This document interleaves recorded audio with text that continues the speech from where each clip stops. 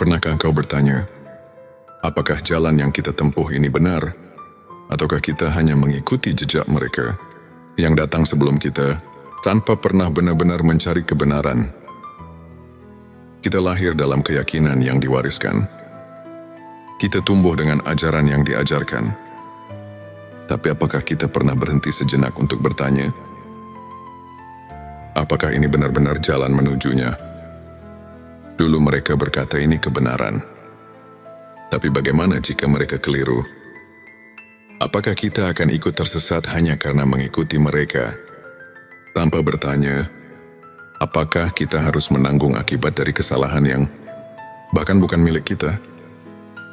Ini bukan sekadar ayat. Ini adalah pertanyaan yang mengguncang hati. Sebuah renungan tentang hakikat keimanan dan tanggung jawab atas jiwa kita sendiri. Bismillahirrahmanirrahim. Assalamualaikum warahmatullahi wabarakatuh. Salam tilawah semesta. Hamdan wa syukran lillah. Allahumma sholli ala sayyidina Muhammad. Sahabat tilawah yang dirahmati Allah. Baiklah, karena ini urusan agama, jadi harus sesuai dengan contohnya. Siapa yang menjadi contoh di dalam agama Islam selain Rasulullah Shallallahu Alaihi Wasallam yang diutus oleh Allah untuk menyampaikan ajaran agama dan terus diberi contoh untuk menjalankannya? Jadi kita harus menelusurinya dari contoh tersebut. Di manakah Nabi SAW menerima agama? Kedua, di waktu bagaimana Nabi SAW menerima agama? Dan apa yang dimaksud agama itu? Ada 3 pertanyaan untuk kita jawab. Sebelumnya silakan bersolawat terlebih dahulu, agar terus terhubung dengan Nur Muhammad dan hakikat Muhammad. Tentu saja, silakan tulis solawat terbaik Anda yang sudah biasa Anda gunakan sehari-hari di kolom komentar sebagai bentuk kecintaan kita kepada Rasulullah Shallallahu Alaihi Wasallam. Masya Allah, betapa besar nikmat yang Allah berikan hanya dengan bersolawat. Sahabat tilawahku, untuk menjawab pertanyaan tadi di awal, kita harus mulai belajar agama secara detail dan mendalam. Kita mulai dengan sabda wahyu Allah Subhanahu wa Ta'ala di surat kedua ayat 185 yang berbunyi sebagai berikut. Bulan Ramadan, bulan yang di dalamnya diturunkan permulaan Al-Quran sebagai petunjuk bagi manusia, dan penjelasan-penjelasan mengenai petunjuk itu dan pembeda antara yang hak dan yang batil. Nah, di sini baru sepotong ayat juga sudah memberi penjelasan. Nabi Muhammad menerima wahyu pertama di bulan Ramadan. Berarti Nabi pada waktu itu lagi berpuasa, bukan di waktu perut kenyang. Kalau diteliti semua Nabi dan Rasul, tidak ada yang lagi kenyang perutnya. Boleh saudara teliti sejarahnya. Jadi kalau saudara mau sesuai dengan ajarannya, kita harus menelusuri contohnya. Tapi itu juga harus ada petunjuk jalannya. Karena kata orang tua, tak kawuruh tanpa guru. Ini ada kekhususan untuk menerimanya. Tidak semua kiai atau ustadz yang bisa menjelaskannya. Jadi kita sedikitnya harus mencari dahulu guru yang bisa menjelaskannya, juga guru yang kuat hukumnya dari Al-Quran atau hadits untuk menunjukkan kebenarannya. Apa yang kita tuju tersebut? Kenapa begitu? Karena kalau ini perintah Allah, itu pasti ada hukumnya yang pasti. Tidak cuma kata-kata rumus atau siloka saja. Karena di dalam agama harus jelas hukumnya. Supaya kita belajarnya tekun dan menjadi keyakinan yang pasti, tidak goyah lagi. Apalagi ini urusan keselamatan nanti di akhirat. Harus konsekuen dengan petunjuk Allah dan Rasul-Nya. Ada lagi yang bertanya, apakah masih ada di zaman sekarang yang bisa menunjukkan hal itu? Saya jawab, tahun ini sudah menjadi kepastian. Masih ada karena ada keterangan yang menjelaskan al-ulama'ul warasatul anbiya. Ulama itu pewaris para nabi.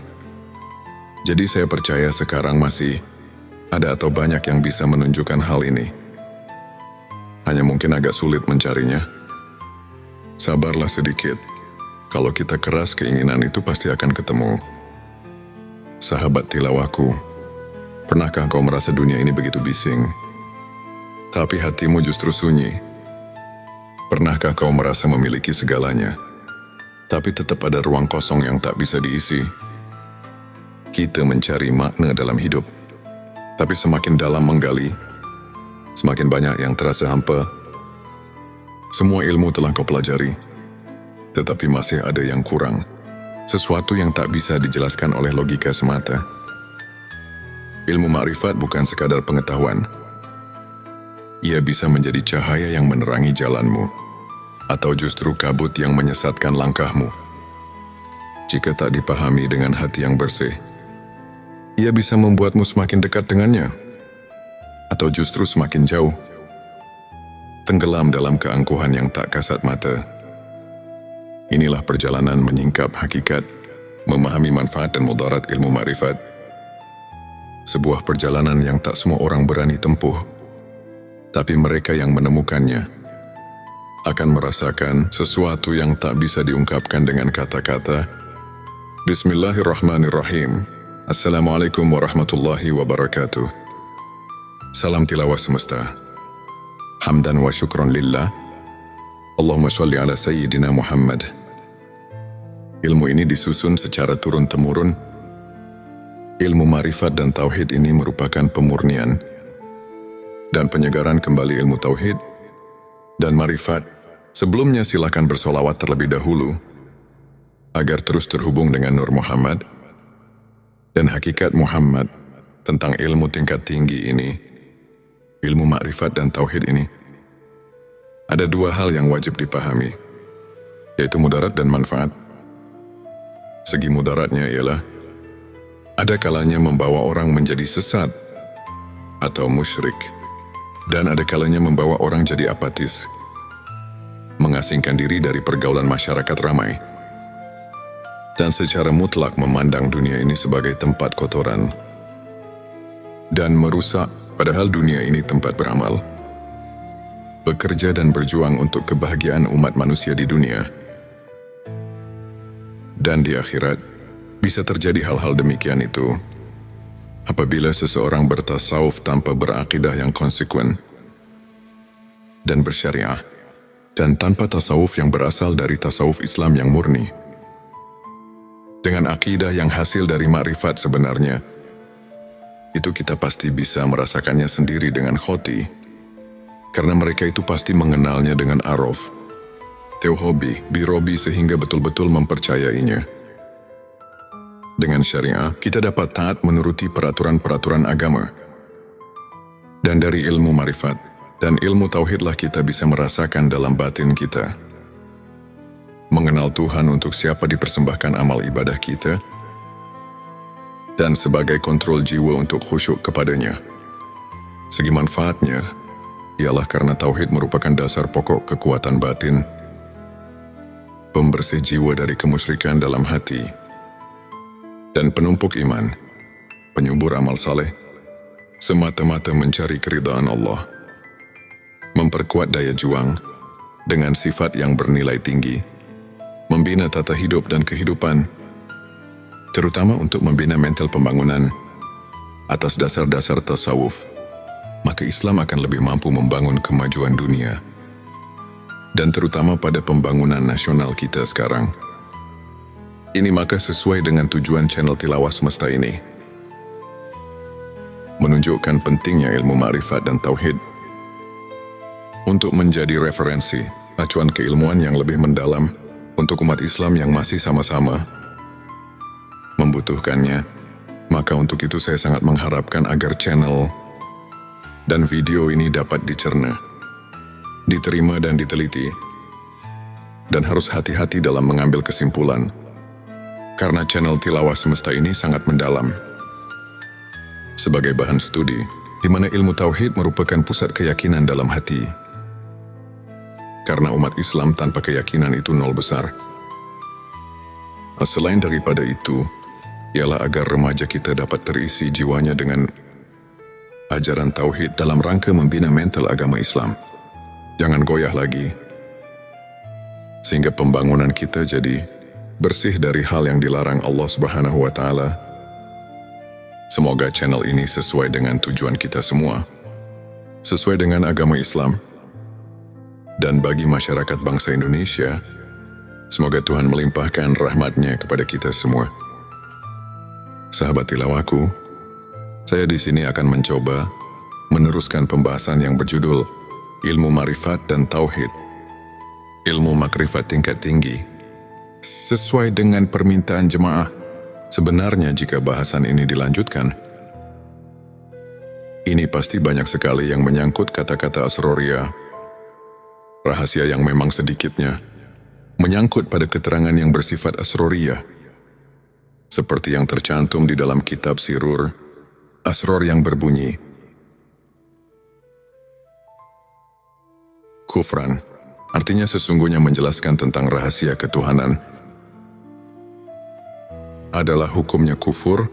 Juga ada lagi keterangan yang berbunyi, Man arafalahu kala lisanuhu, artinya barang siapa yang telah mengenal Tuhannya, maka lipatkanlah lidahmu. Kitab Durun Nafis.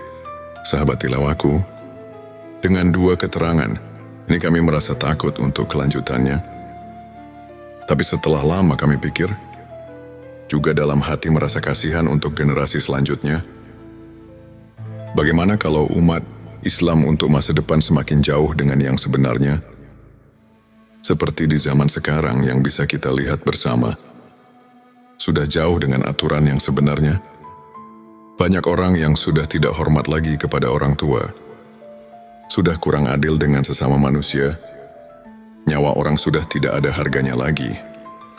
Pembunuhan di mana-mana, yang intinya sudah tidak merasa takut sama Allah Subhanahu wa Ta'ala. Maka dengan ini, kami akan memberanikan diri di dalam channel Tilawah Semesta ini untuk siap melanjutkan pembahasan tentang ilmu makrifat tingkat tinggi, ilmu makrifat dan tauhid, karena kami merasa khawatir untuk masa yang akan datang kalau tidak ada peringatan dari ulama-ulama sekarang dengan cara membeberkan hukum-hukum Allah dan Rasul-Nya. Itu jelas untuk masa yang akan datang akan lebih parah lagi daripada sekarang. Dan karena Allah telah berfirman yang dicatat dalam Al-Quran surat ketiga ayat 79, yang artinya sebagai berikut, hendaklah kamu menjadi orang-orang Rabbani, karena kamu selalu mengajarkan Alkitab, dan disebabkan kamu tetap mempelajarinya. Sebelum kita akhiri video ini, jangan lupa untuk menuliskan sholawat terbaik Anda yang sudah biasa Anda gunakan di kolom komentar, agar keberkahan semakin mengalir dalam hidup kita. Dan jangan lupa juga untuk like, share, dan subscribe, agar semakin banyak orang yang mendapatkan manfaat dari video ini. Semoga Allah selalu merahmati kita semua. Amin ya Rabbal Alamin. Akhirul kalam. Wassalamualaikum warahmatullahi wabarakatuh. Sekarang mari kita tanya diri kita masing-masing. Apakah kita sekarang ingat pada Allah? Di sini kita harus bertanya kepada hati kita yang jujur. Jangan membohongi diri sendiri, karena di sini bukan ditanya ingat pada namanya, tapi di sini ditanya ingat pada Tuhannya, yang diberi nama Allah, yang diberi nama Tuhan. Kenapa pertanyaan seperti ini? Karena banyak sekali orang cuma ingat kepada namanya saja, bukan ingat kepada Allahnya, ingat kepada Tuhannya. Bismillahirrahmanirrahim. Assalamualaikum warahmatullahi wabarakatuh. Salam tilawah semesta. Hamdan wa syukron lillah. Allahumma sholli ala Sayyidina Muhammad. Kami merasa khawatir untuk masa yang akan datang. Kami akan memberanikan diri di channel Tilawah Semesta ini untuk siap melanjutkan pembahasan tentang ilmu makrifat tingkat tinggi, ilmu makrifat dan tauhid, karena Allah telah berfirman yang dicatat dalam Al-Quran surat ketiga ayat 79, yang artinya sebagai berikut, hendaklah kamu menjadi orang-orang Rabbani, karena kamu selalu mengajarkan Alkitab, dan disebabkan kamu tetap mempelajarinya. Maka dengan ini, Insya Allah semoga Allah memberikan taufik dan hidayahnya, sehingga bisa lancar untuk kelanjutannya dalam upaya menumbuh suburkan ilmu dan iman secara ruhul. Islam sebagaimana dimaklumi bersama, di tengah-tengah masyarakat kita telah berkembang pesat ilmu-ilmu keislaman seperti ilmu kalam, ilmu tafsir, ilmu hadis fiqih, tasawuf, dan lain-lain. Semua ilmu ini dijabarkan oleh masyarakat dalam kehidupan mereka sehari-hari, sehingga dapat membentuk kehidupan agamis. Tentu kondisi seperti ini hendaknya terus dipelihara dan tumbuh kembangkan dalam rangka meningkatkan keimanan dan ketakwaan terhadap Allah yang Maha Esa. Sebelumnya silahkan bersolawat terlebih dahulu, agar terus terhubung dengan Nur Muhammad dan hakikat Muhammad. Masya Allah, betapa besar nikmat yang Allah berikan hanya dengan bersolawat. Sahabatku, sahabat tilawah semesta yang dimuliakan Allah, firman Allah dalam surat ke-7 ayat 172, yang artinya sebagai berikut, dan ingatlah ketika Tuhanmu mengeluarkan anak Adam dari punggung sulbi, mereka mengambil kesaksian terhadap jiwa mereka. Seraya Tuhan berfirman, "Bukankah aku Tuhanmu?" Mereka menjawab, "Ya betul, kami menjadi saksi, supaya kamu nanti pada hari berhenti tidak mengatakan sesungguhnya kami orang yang lalai, atau tidak diberi peringatan tentang hal ini." Di dalam ayat ini, kalau betul-betul dihayati dan ditafakuri secara jernih, tentu kita merasakan kejutan dengan ayat ini, karena ayat ini menggugah hati kita. Di dalam ayat ini Allah memberitahu pada segenap manusia yang ada di dunia ini, sebagaimana firman Allah barusan, manusia yang ada di dunia ini semuanya sudah dipersaksikan terlebih dahulu kepada Allah. Sebelum manusia lahir ke bumi ini, dipersaksikannya waktu di dalam rahim ibunya. Menurut keterangan dalam hadis Bukhari, di bab kejadian makhluk halaman 733 ayat 9, Rasulullah telah menerangkan, dipersaksikannya di alam arwah, di waktu kandungan umur 4 bulan di dalam kandungan sang ibu. Menurut firman Allah tadi, supaya di hari berhenti jangan lupa lagi pada Allah. Jadi menurut ayat ini, kita semua sebagai manusia jangan leha-leha atau jangan hidup terlena karena kita diamat-amati. Maka jangan lupa pada Allah Sang Pencipta alam semesta. Dengan hati yang jujur, jangan mendustai diri sendiri. Sebagaimana keterangan dari Imam Ghazali yang berbunyi, tanyalah hatimu, tanyalah dan tanyalah hatimu. Walau orang lain memberi fatwa, disinilah kita harus jeli untuk mentafakuri ayat-ayat yang berkaitan dengan perasaan yang ada di dalam hati kita. Ayat ini memberi perangsang pada kita masing-masing, supaya hati kita ini jangan ketiduran, sehingga kita terlena dengan apa yang ada di dunia ini. Lupa pada tugas hidup kita sebagai hamba Allah Subhanahu wa Ta'ala, yang tidak boleh dilupakan, yaitu menjalankan perintah-perintah yang telah diperintahkan dalam Al-Quran dan hadisnya. Dalam ayat tadi di atas Allah telah memberi peringatan kepada kita semua. Kita jangan lupa kepada Allah Subhanahu wa Ta'ala, Tuhan kita. Sekarang mari kita tanya diri kita masing-masing, apakah kita sekarang ingat pada Allah? Di sini kita harus bertanya kepada hati kita yang jujur. Jangan membohongi diri sendiri, karena di sini bukan ditanya ingat pada namanya Tuhan, tapi di sini ditanya ingat pada Tuhannya, yang diberi nama Allah, yang diberi nama Tuhan. Kenapa pertanyaan seperti ini? Karena banyak sekali orang cuma ingat kepada namanya saja. Bukan ingat kepada Allahnya, bukan ingat kepada Tuhannya. Untuk menjawab pertanyaan ini, pertama kita harus memakai pikiran yang mendalam. Kedua harus vakum bidawahir. Ketiga harus memakai hati yang jujur. Baru pertanyaan ini bisa dijawab dengan sempurna. Tapi kalau dijawab dengan hati bainaung, ini pasti akan menimbulkan fitnah di kalangan umat Islam. Naudzubillah, jangan terjadi seperti ini. Ini cuma mengingatkan hati kita, khususnya umat Islam, jangan sampai keliru untuk menetapkan akidah kita kepada Allah Subhanahu Tuhan kita semua, karena Tuhan mengamat-amati. Jangan sampai lupa kepadanya. Di dalam surat ke-33 ayat 41 yang artinya sebagai berikut, Hai orang-orang yang beriman, ingatlah kepada Tuhanmu dengan sebanyak-banyaknya. Ingat kalau ayat ini dikaji dan ditafakuri secara mendalam, pasti kita akan terpanggil secara spontan. Terus kita mengusahakan supaya kita terus-menerus ingat kepada Tuhan. Bahkan ada lagi keterangan yang mengingatkan, ingatannya kepada Tuhan harus bikuli. Lam hati wa nafasim bi. Ada di kuli, maklumilah ingatnya kepada Tuhan harus sebing bilangan nafas. Dan kedipan mata. Ada lagi keterangan di dalam surat ke-7 ayat 205, yang artinya sebagai berikut, dan sebutlah nama Tuhanmu dalam hatimu, dengan menyatakan diri dan rasa takut, dan dengan tidak mengeraskan suara di waktu pagi dan petang, dan janganlah kamu termasuk orang-orang yang lalai.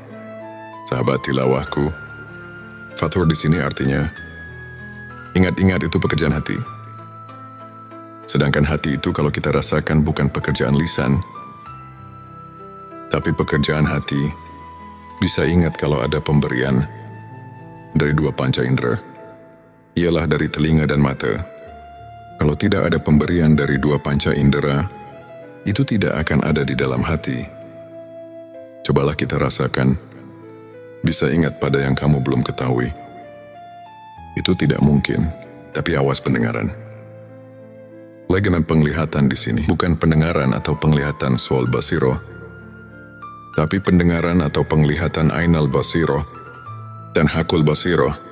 Karena kalau penglihatan sual basiro, cuman bisa mendengar dan melihat yang kita lihat bersama, seperti gunung laut, batu pepohonan, hewan dan sebagainya yang sama-sama kita lihat.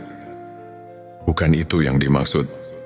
Untuk mencapai derajat tingkat ainal basiroh dan hakul basiroh, hanya orang-orang tertentu saja. Ini cuma mengingatkan supaya jangan menafsirkan kepada pendengaran atau penglihatan suaul basiroh. Disinilah kita harus hati-hati, jangan sampai cepat-cepat mengambil kesimpulan. Jadi harus diteliti dan ditafakuri yang lebih mendalam dulu, supaya jangan ada perselisihan paham di antara kita umat Islam. Sahabat tilawahku yang dirahmati Allah, untuk mengingat sebenarnya kepada Tuhan, kita harus suluk terlebih dahulu kepada guru antuk pituduh yang benar-benar ahli, karena tidak semua kiai, ajengan dan ustadz yang bisa mengajarkan hal ini. Ada kekhususan untuk arif billah yang bisa untuk hal itu. Dengan sangat pentingnya untuk mengingat Tuhan, kita harus berusaha sekuat tenaga. Karena kalau kita lupa kepada Tuhan sekarang, apalagi nanti di akhirat, pasti kita akan lupa. Sedangkan kalau kita lupa, karena tidak diberitahu oleh kedua orang tua, maka itu pun tidak bisa menghisap kepadanya. Sebagaimana firman Allah di surat ke-7 ayat 173. Surat Al-A'raf sudah memberi peringatan kepada kita yang berbunyi, atau agar kamu tidak mengatakan, sesungguhnya orang-orang tua kami telah mempersekutukan Tuhan sejak dahulu, sedang kami ini adalah anak-anak keturunan yang datang sesudah mereka. Maka apakah engkau akan membinasakan kami karena perbuatan orang-orang yang sesat dahulu? Quran Surat Al-A'raf ayat 173. Nah di sini marilah semua, khususnya orang-orang yang beriman, mari kita bangkitkan pikiran kita untuk penelitian, mentafakuri ayat ini, karena sudah jelas dan dapat kita pahami tadi. Ayat 172. Dan ditegaskan lagi dengan ayat 173. Ini benar-benar Tuhan melarang lupa kepadanya. Juga jangan menyalahkan kedua orang tua.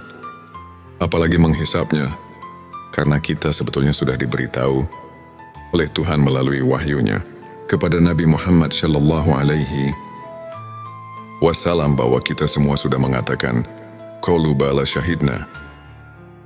Maksudnya supaya kita nanti di akhirat jangan bilang lalai atau lupa kepadanya, sebab kalau lupa atau lalai atau lupa kepadanya, ini hanya kesalahannya sendiri, yang akibatnya kita akan mendapatkan kesesatan, karena tidak mau tahu tentang agama sendiri. Karena itulah kita jadi bodoh. Bodoh tentang persaksian kepadanya. Bodoh itu karena lupa. Lupa itu jadi kita bodoh. Sama yang telah dikatakan di dalam kitab Sirur Asror. Di situ dikatakan, penyebab tapi hati adalah karena lupa. Dengan lupa kita jadi bodoh. Bodoh dalam urusan ketuhanan. Setelah manusia berjanji di alam arwah. Sebelum kita akhiri video ini, jangan lupa untuk menuliskan sholawat terbaik Anda yang sudah biasa Anda gunakan di kolom komentar, agar keberkahan semakin mengalir dalam hidup kita. Dan jangan lupa juga untuk like, share, dan subscribe, agar semakin banyak orang yang mendapatkan manfaat dari video ini. Semoga Allah selalu merahmati kita semua. Amin ya Rabbal Alamin. Akhirul kalam. Wassalamualaikum warahmatullahi wabarakatuh. Seberapa sering kita menyalahkan masa lalu? Menyalahkan orang tua, menyalahkan mereka yang lebih dulu hidup sebelum kita. Kita berkata, aku tidak tahu, mereka tidak mengajariku. Mereka telah sesat, maka wajar jika kami pun tersesat. Tapi benarkah begitu? Kita lupa bahwa setiap hati punya tanggung jawabnya sendiri. Kita lupa bahwa iman bukan sekadar warisan, tapi pencarian. Jika kita masih berada dalam kebingungan, itu bukan salah mereka. Itu karena kita sendiri belum benar-benar mengenal Tuhan, belum benar-benar mengingatnya. Bukan hanya namanya, tapi dirinya yang sebenarnya. Maka sebelum jari ini menunjuk orang lain, sudahkah hati ini benar-benar mencarinya? Kita lahir dalam keyakinan yang diwariskan. Kita tumbuh dengan ajaran yang diajarkan. Tapi apakah kita pernah berhenti sejenak untuk bertanya, apakah ini benar-benar jalan menujunya? Ini bukan sekadar ayat. Ini adalah pertanyaan yang mengguncang hati. Sebuah renungan tentang hakikat keimanan dan tanggung jawab atas jiwa kita sendiri. Bismillahirrahmanirrahim. Assalamualaikum warahmatullahi wabarakatuh. Salam tilawah semesta. Hamdan wa syukron lillah. Allahumma sholli ala Sayyidina Muhammad.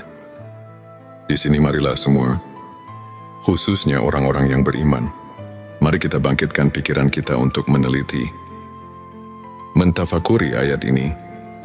Firman Allah di surat ke-7, ayat 173 sudah memberi peringatan kepada kita, yang berbunyi, atau agar kamu tidak mengatakan, sesungguhnya orang-orang tua kami telah mempersekutukan Tuhan sejak dahulu, sedang kami ini adalah anak-anak keturunan yang datang sesudah mereka. Maka apakah engkau akan membinasakan kami karena perbuatan orang-orang yang sesat dahulu? Petik 2 Quran Surat Al-A'raf ayat 173. Di sini sudah jelas dan dapat kita pahami. Ini benar-benar Tuhan melarang, lupa kepadanya juga. Jangan menyalahkan kedua orang tua, apalagi menghisapnya, karena kita sebetulnya sudah diberitahu oleh Tuhan melalui wahyunya kepada Nabi Muhammad Shallallahu Alaihi Wasallam bahwa kita semua sudah mengatakan qalu bala syahidna. Maksudnya supaya kita nanti di akhirat jangan bilang lalai atau lupa padanya, sebab kalau lupa atau lalai atau lupa kepadanya, ini adalah kesalahannya sendiri, yang akibatnya kita akan mendapatkan kesesatan, karena tidak mau tahu tentang agama sendiri. Karena itulah kita jadi bodoh tentang persaksian kepadanya. Bodoh itu karena lupa. lupa itu jadi kita bodoh. Begitupun yang telah dikatakan di dalam kitab Sirur Asror. Di situ dikatakan, penyebab buta hati adalah karena lupa. Dengan lupa kita jadi bodoh. Bodoh dalam urusan ketuhanan. Setelah manusia berjanji di alam arwah, di dalam pengertian ingat, ada 3 macam pengertian. Sebelumnya silakan bersolawat terlebih dahulu, agar terus terhubung dengan Nur Muhammad. Dan hakikat Muhammad, Masya Allah, betapa besar nikmat yang Allah berikan hanya dengan bersolawat. Sahabat tilawahku, di dalam pengertian ingat, ada 3 macam pengertian. Yang pertama, ada yang mengartikan harus banyak zikir, atau wirid membacakan kalimat thayyibah. Contohnya seperti takbir, tahmid, tahlil, dan sebagainya. Yang kedua, ada juga yang menafsirkan harus banyak ingat itu, dengan memperaturkan hukum-hukumnya. Seperti di dalam kehidupan sehari-hari, kita harus sesuai dengan aturan Tuhan. Jangan mengerjakan pekerjaan sekehendak hawa nafsu kita, karena nanti semua perilaku kita harus dipertanggungjawabkan. Yang ketiga, ada juga yang menafsirkan banyak ingat itu adalah sebagaimana yang telah dijabarkan di dalam kitab-kitab tasawuf, seperti dalam di kitab Al-Hikam. Para arif billah menafsirkan ayat tersebut di atas dan meneliti di surat kedua ayat 152. Itu benar-benar kita selaku manusia yang ada di jagat raya. Ini dilarang keras lupa kepada Tuhan. Jadi kita di dalam menafsirkan ayat tersebut harus hati-hati, karena urusan ingat itu adalah urusan hati atau urusan kolbu. Ini tidak bisa dengan begitu saja, walaupun yang sebelumnya juga tidak salah. Itu penafsiran tingkat dasar. Tapi kita harus ingat, ini pekerjaan kolbu, harus vakum bidawahir, sehingga bisa dirasakan oleh yang mengingatnya. Untuk mengingat dengan sebenarnya, ini harus melalui proses yang tertentu, karena kolbu itu tidak akan bisa dibohongi. Kolbu bisa ingat cuma kepada yang sudah diketahui. Kolbu tidak akan ingat kepada yang belum diketahui. Coba saja kita sama rasakan, atau tanya hati kita masing-masing. Secara jujur, apakah bisa ingat kepada yang belum kita ketahui ini? Jawaban ada di dalam kolbu kita masing-masing. Untuk lebih jelasnya, ada keterangan di dalam kitab Sirur Asror di halaman 80. Di situ telah dijelaskan. Yang artinya, yang dikatakan zikir ruh, itu adalah menyaksikan sifat tajalinya. Di dalam keterangan ini ada kalimat zikir. Di sini mana zikir bukan nyebut atau yang dikatakan wirid. Tapi zikir di sini ialah mengetahui atau menyaksikan. Tapi untuk ingat itu, harus mengetahui dahulu kepada yang akan diingatnya. Apalagi ini urusan akidah. Akidah ketuhanan harus betul-betul positif kepada yang akan diingatnya. Sebagaimana yang kita maklumi bersama, kita setiap ibadah solat suka mengucapkan Abdulul zikri falam, anahu la ilaha illallah. Artinya cukup-cukupnya ingat itu adalah ketahuilah bahwa tidak ada lagi Tuhan kecuali Allah. Di dalam ayat ini, kita semua sudah maklum. Bahkan para arif billah di dalam kitab tasawuf dan di kitab Al-Hikam, ayat ini betul-betul menunjukkan keharusan marifat kepada Tuhan. Maksudnya supaya kita ingatnya kepada Tuhan. Benar-benar vakum bidawahyu, terasa benarnya dengan kolbunya sendiri. Karena man lem yazuk lem yadri. Siapa yang tidak merasakan, barang tentu tidak akan mengetahuinya. Kita harus jujur, jangan membohongi diri sendiri. Sesuai dengan firman Allah di dalam surat ketiga ayat 70. Yang artinya, hai orang-orang yang beriman, bertakwalah kamu kepada Allah dan mengucapkan kata yang benar. Di dalam ayat ini, kita kayaknya disuruh banyak menyadarkan diri, supaya jangan sembarangan di dalam mengingat Tuhan, atau jangan asal-asalan. Sahabatku, ada dalil yang mengatakan, yang artinya, barang siapa yang mengerjakan hari sekarang, sama saja dengan hari kemarin, itu orang termasuk golongan yang merugi. Artinya kita jangan lari di tempat, karena itu tidak akan maju-maju. Tapi seharusnya, sebagaimana yang telah dikatakan oleh Sayyidina Ali, yang artinya, dan barang siapa mengerjakan hari, ini lebih baik dari hari kemarin. Itu tandanya orang yang mendapat keuntungan. Sahabat tilawah yang dimuliakan Allah. Ada pertanyaan dari jemaah. Pak, maaf saya mau bertanya, boleh enggak? Kami jawab boleh saja. Karena kita harus benar-benar mengerti dan bisa merasakannya sendiri. Apa yang ditanyakan? Katanya, setelah kita menyimak keterangan dari awal sampai akhir, ini kaya-kaya manusia berikut saya, harus mengenal Tuhan itu harus diawali dari dunia ini.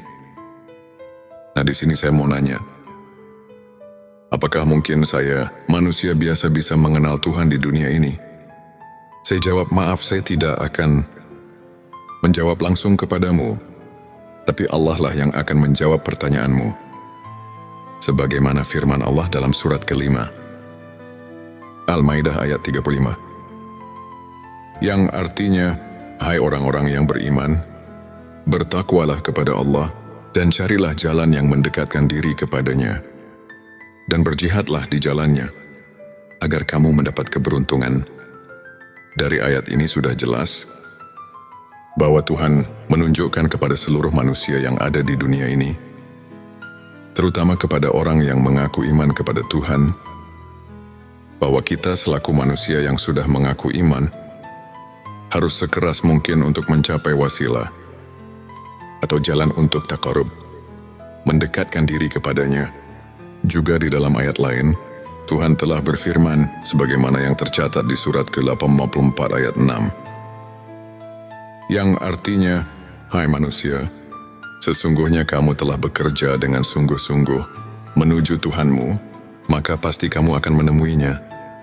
Sahabat tilawahku yang dirahmati Allah, maaf sekali lagi saya mau tanyakan, kan manusia semua nanti setelah mati pasti berjumpa dengannya, karena semua akan pulang kepadanya. Ini bagaimana? Karena setiap pulang pasti berjumpa. Itu benar kalau dipikir dengan logika. Tapi kita harus mencari bukti kebenarannya dari ayat atau hadits yang khoti, supaya bisa dipertanggungjawabkan. Karena ini urusan akidah yang harus benar-benar nasyun, andalilin, sesuai dengan dalil-dalilnya dari Allah dan Rasulnya. Tapi kami menemukan salah satu hadits Syahihul Bukhari. Di situ ada keterangan yang berbunyi, hadits ini diriwayatkan oleh Anas bin Malik. Anas bin Malik mendengar perkataan Mu'ad bin Jabal.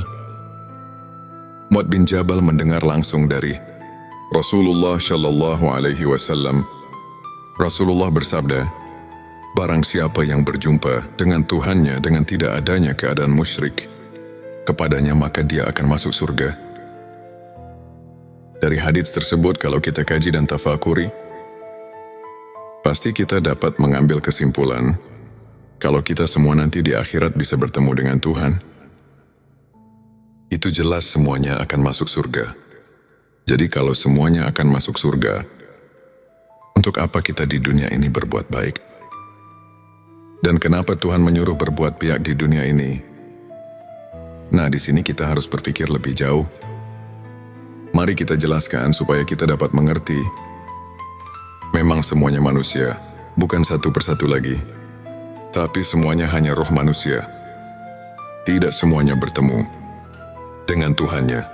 Orang yang bertemu dengan Tuhannya hanya orang-orang yang tertentu saja. Yang dimaksud orang tertentu, itu ialah orang-orang yang sudah mengenal Tuhan di dunianya. Firman Allah dalam surat ke-17, ayat 72, Tuhan telah memberitahu sebagaimana artinya. Dan barang siapa yang buta hatinya di dunia ini, niscaya di akhirat nanti, ia akan lebih buta pula, dan lebih tersesat dari jalan Yang benar buta di sini barang tentu kepada Tuhan. Dan umpama diartikan buta kepada ilmu, itu tidak mungkin, karena di akhirat bukan tempatnya cari ilmu atau berilmu. Di kitab Usuluddin juga sudah diterangkan, yang artinya, barang siapa yang buta di dunianya kepada Tuhan, maka bagaimana nanti di akhiratnya? Nah, di sini sudah jelas dan kita pasti bisa mengerti. Jadi inilah yang kita harus takuti, atau yang dikatakan haus sahabatku. Yang penting harus ada keinginan dahulu, dari hati yang tulus. Karena ini bukan pekerjaan yang mudah. Ini memerlukan tarekat-tarekat tertentu yang harus dijalankan. Kalau keinginannya masih lemah, barang tentu tidak akan berhasil.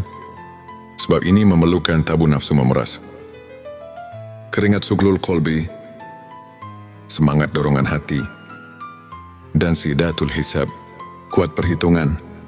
Hadirin yang dimuliakan Allah, jika keinginannya sudah kuat, Tuhan telah memberi peluang kepada kita. Siapa saja yang ingin berjumpa dengannya, itu pasti akan berjumpa. Sebagaimana firman Allah di dalam surat ke-18 ayat 110.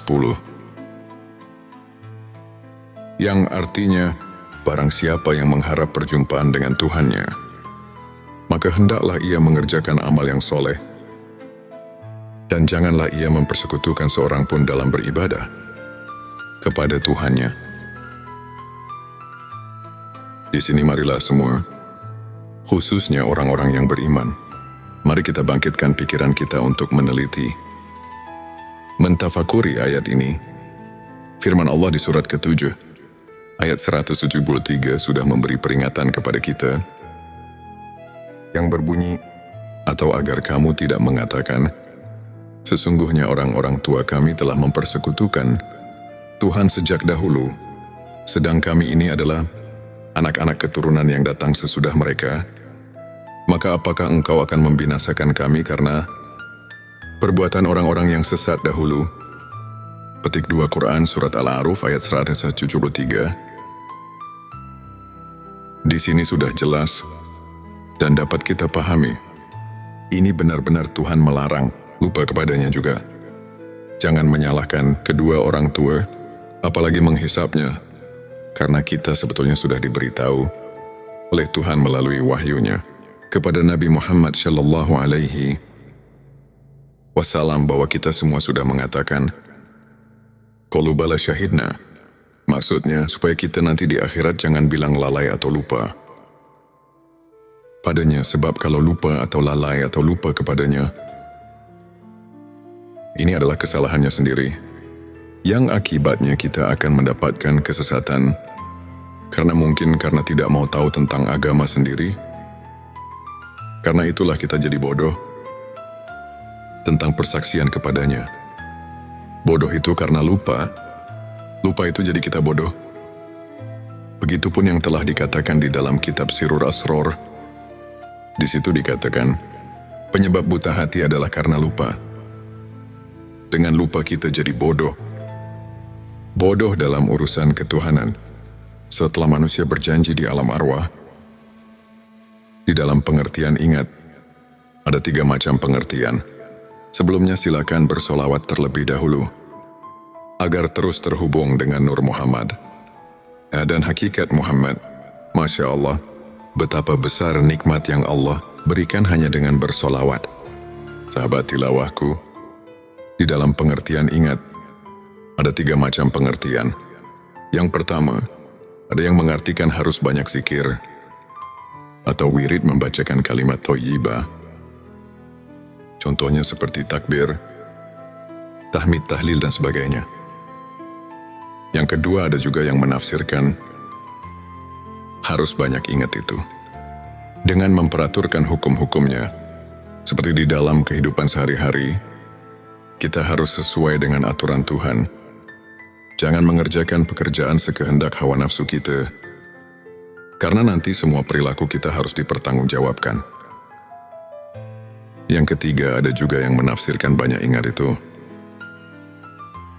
adalah sebagaimana yang telah dijabarkan di dalam kitab-kitab tasawuf Seperti dalam di kitab Al-Hikam, para arif billah menafsirkan ayat tersebut di atas dan meneliti di surat kedua ayat 152. Itu benar-benar kita selaku manusia yang ada di jagat raya.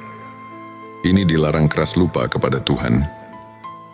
Jadi kita di dalam menafsirkan ayat tersebut harus hati-hati, karena urusan ingat itu adalah urusan hati atau urusan kolbu. Ini tidak bisa dengan begitu saja, walaupun yang sebelumnya juga tidak salah.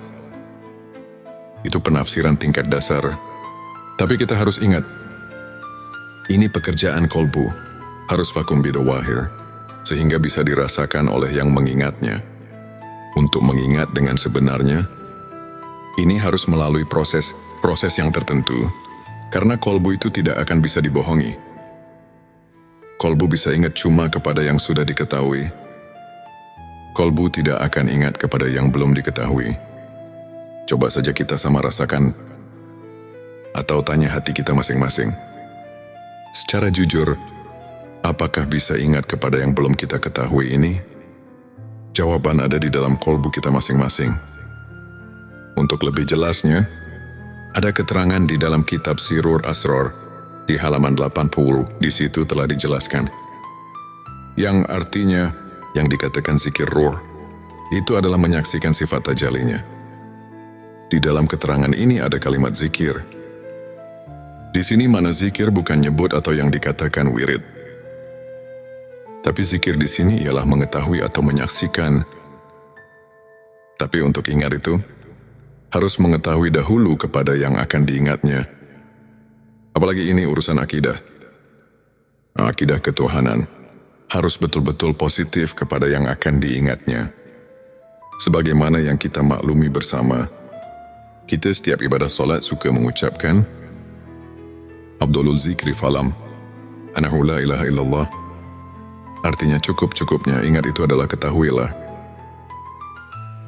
bahwa tidak ada lagi Tuhan kecuali Allah. Di dalam ayat ini, kita semua sudah maklum.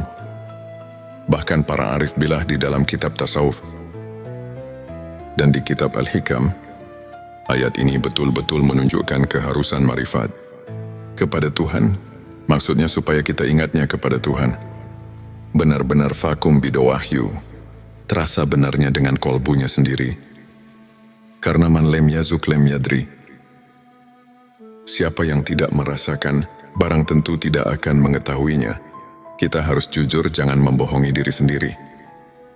Sesuai dengan firman Allah di dalam surat ketiga ayat 70. Yang artinya, hai orang-orang yang beriman, bertakwalah kamu kepada Allah dan mengucapkan kata yang benar. Di dalam ayat ini, kita kayaknya disuruh banyak menyadarkan diri, supaya jangan sembarangan di dalam mengingat Tuhan, atau jangan asal-asalan. Sahabatku, ada dalil yang mengatakan, yang artinya, barang siapa yang mengerjakan hari sekarang, sama saja dengan hari kemarin, itu orang termasuk golongan yang merugi. Artinya kita jangan lari di tempat, karena itu tidak akan maju-maju. Tapi seharusnya, sebagaimana yang telah dikatakan oleh Sayyidina Ali, yang artinya, dan barang siapa mengerjakan hari, ini lebih baik dari hari kemarin. Itu tandanya orang yang mendapat keuntungan. Sahabat tilawah yang dimuliakan Allah. Ada pertanyaan dari jemaah. Pak, maaf saya mau bertanya, boleh enggak? Kami jawab boleh saja. Karena kita harus benar-benar mengerti dan bisa merasakannya sendiri. Apa yang ditanyakan? Katanya, setelah kita menyimak keterangan dari awal sampai akhir, ini kaya-kaya manusia berikut saya, harus mengenal Tuhan itu harus diawali dari dunia ini.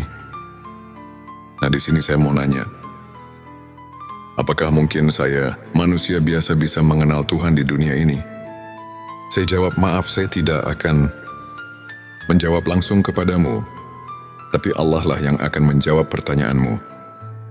Sebagaimana firman Allah dalam surat kelima, Al-Maidah ayat 35.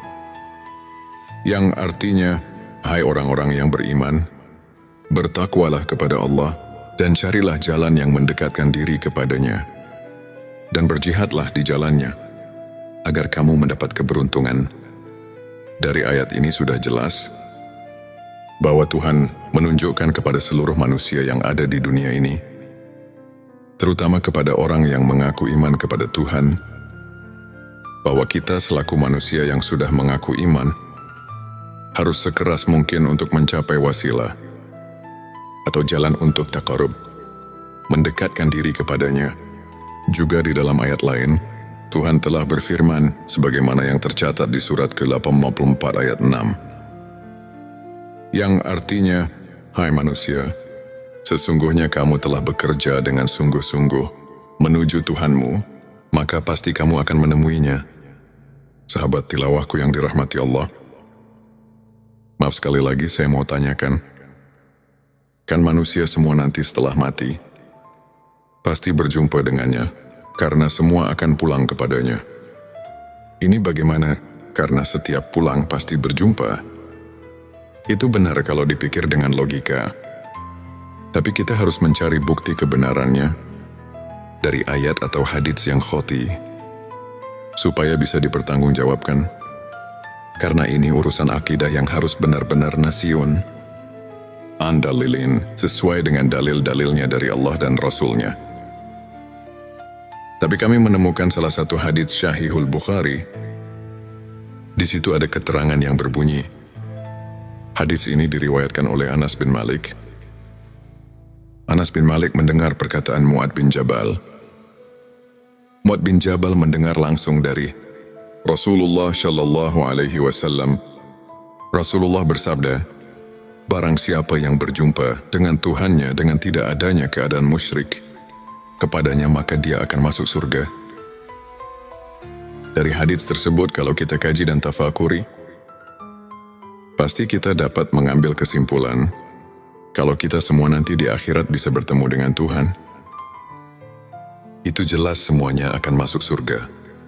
Jadi kalau semuanya akan masuk surga, untuk apa kita di dunia ini berbuat baik? Dan kenapa Tuhan menyuruh berbuat baik di dunia ini? Nah, di sini kita harus berpikir lebih jauh. Mari kita jelaskan supaya kita dapat mengerti. Memang semuanya manusia, bukan satu persatu lagi. Tapi semuanya hanya roh manusia. Tidak semuanya bertemu dengan Tuhannya. Orang yang bertemu dengan Tuhannya hanya orang-orang yang tertentu saja. Yang dimaksud orang tertentu, itu ialah orang-orang yang sudah mengenal Tuhan di dunianya. Firman Allah dalam surat ke-17, ayat 72, Tuhan telah memberitahu sebagaimana artinya. Dan barang siapa yang buta hatinya di dunia ini, niscaya di akhirat nanti, ia akan lebih buta pula, dan lebih tersesat dari jalan. Yang benar buta di sini barang tentu kepada Tuhan. Dan umpama diartikan buta kepada ilmu, itu tidak mungkin, karena di akhirat bukan tempatnya cari ilmu atau berilmu. Di kitab Usuluddin juga sudah diterangkan, yang artinya, barang siapa yang buta di dunianya kepada Tuhan, maka bagaimana nanti di akhiratnya? Nah, di sini sudah jelas dan kita pasti bisa mengerti. Jadi inilah yang kita harus takuti, atau yang dikatakan haus sahabatku. Yang penting harus ada keinginan dahulu, dari hati yang tulus. Karena ini bukan pekerjaan yang mudah. Ini memerlukan tarekat-tarekat tertentu yang harus dijalankan. Kalau keinginannya masih lemah, barang tentu tidak akan berhasil. Sebab ini memerlukan tabu nafsu memeras, keringat suglul kolbi, semangat dorongan hati, dan sidatul hisab, kuat perhitungan. Hadirin yang dimuliakan Allah, jika keinginannya sudah kuat, Tuhan telah memberi peluang kepada kita. Siapa saja yang ingin berjumpa dengannya, itu pasti akan berjumpa. Sebagaimana firman Allah di dalam surat ke-18 ayat 110. Yang artinya, barang siapa yang mengharap perjumpaan dengan Tuhannya, maka hendaklah ia mengerjakan amal yang soleh Dan janganlah ia mempersekutukan seorang pun dalam beribadah kepada Tuhannya. Di sini marilah semua, khususnya orang-orang yang beriman, mari kita bangkitkan pikiran kita untuk meneliti, mentafakuri ayat ini. Firman Allah di surat ke-7, ayat 173 sudah memberi peringatan kepada kita yang berbunyi, atau agar kamu tidak mengatakan, sesungguhnya orang-orang tua kami telah mempersekutukan Tuhan sejak dahulu, sedang kami ini adalah anak-anak keturunan yang datang sesudah mereka. Maka apakah engkau akan membinasakan kami karena perbuatan orang-orang yang sesat dahulu? Petik 2 Quran Surat Al-A'raf ayat 173. Di sini sudah jelas dan dapat kita pahami, ini benar-benar Tuhan melarang lupa kepadanya juga. Jangan menyalahkan kedua orang tua, apalagi menghisapnya, karena kita sebetulnya sudah diberitahu oleh Tuhan melalui wahyunya kepada Nabi Muhammad Shallallahu Alaihi Wasallam bahwa kita semua sudah mengatakan, qalu bala syahidna. Maksudnya supaya kita nanti di akhirat jangan bilang lalai atau lupa padanya, sebab kalau lupa atau lalai atau lupa kepadanya, ini adalah kesalahannya sendiri, yang akibatnya kita akan mendapatkan kesesatan, karena tidak mau tahu tentang agama sendiri. Karena itulah kita jadi bodoh tentang persaksian kepadanya. Bodoh itu karena lupa itu jadi kita bodoh. Begitupun yang telah dikatakan di dalam kitab Sirur Asror. Di situ dikatakan, penyebab buta hati adalah karena lupa. Dengan lupa kita jadi bodoh. Bodoh dalam urusan ketuhanan. Setelah manusia berjanji di alam arwah, di dalam pengertian ingat, ada 3 macam pengertian. Sebelumnya silakan bersolawat terlebih dahulu, agar terus terhubung dengan Nur Muhammad dan hakikat Muhammad. Masya Allah, betapa besar nikmat yang Allah berikan hanya dengan bersolawat. Sahabat tilawahku, di dalam pengertian ingat, ada 3 macam pengertian. Yang pertama, ada yang mengartikan harus banyak zikir, atau wirid membacakan kalimat thayyibah. Contohnya seperti takbir, tahmid, tahlil, dan sebagainya. Yang kedua, ada juga yang menafsirkan harus banyak ingat itu, dengan memperaturkan hukum-hukumnya, seperti di dalam kehidupan sehari-hari. Kita harus sesuai dengan aturan Tuhan. Jangan mengerjakan pekerjaan sekehendak hawa nafsu kita, karena nanti semua perilaku kita harus dipertanggungjawabkan. Yang ketiga, ada juga yang menafsirkan banyak ingat itu adalah sebagaimana yang telah dijabarkan di dalam kitab-kitab tasawuf, seperti dalam di kitab Al-Hikam. Para arif billah menafsirkan ayat tersebut di atas dan meneliti di surat kedua ayat 152. Itu benar-benar kita selaku manusia yang ada di jagat raya. Ini dilarang keras lupa kepada Tuhan. Jadi kita di dalam menafsirkan ayat tersebut harus hati-hati, karena urusan ingat itu adalah urusan hati atau urusan kolbu. Ini tidak bisa dengan begitu saja, walaupun yang sebelumnya juga tidak salah. Itu penafsiran tingkat dasar. Tapi kita harus ingat, ini pekerjaan kolbu, harus vakum bidawahir, sehingga bisa dirasakan oleh yang mengingatnya. Untuk mengingat dengan sebenarnya, ini harus melalui proses yang tertentu, karena kolbu itu tidak akan bisa dibohongi. Kolbu bisa ingat cuma kepada yang sudah diketahui. Kolbu tidak akan ingat kepada yang belum diketahui. Coba saja kita sama rasakan, atau tanya hati kita masing-masing. Secara jujur, apakah bisa ingat kepada yang belum kita ketahui ini? Jawaban ada di dalam kolbu kita masing-masing. Untuk lebih jelasnya, ada keterangan di dalam kitab Sirur Asror di halaman 80. Di situ telah dijelaskan, yang artinya yang dikatakan zikir ruh itu adalah menyaksikan sifat tajalinya.